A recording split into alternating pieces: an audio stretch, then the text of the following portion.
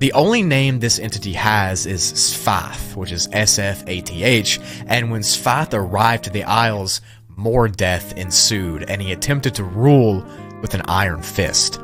He was feared far and wide for his madness that he brought to the lands of Xenonesia.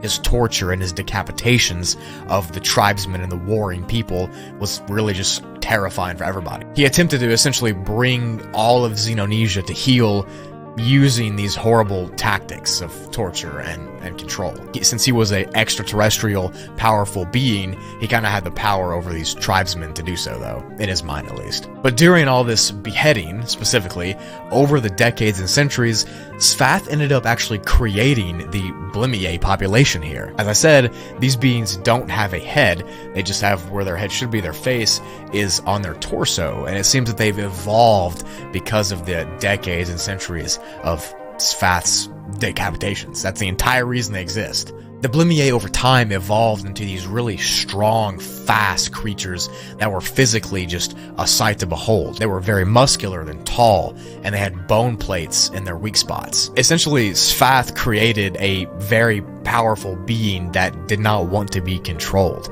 If you've ever heard of All Tomorrows, this is pretty similar to that. Eventually, Svath saw what he was doing, and he saw that he created something that he probably couldn't stop, so he ran away and fled in disgrace. But only after realizing that he created a land of monsters and odd things and things that weren't natural. Twisted, horrifying beings that don't even resemble what they were is what he created.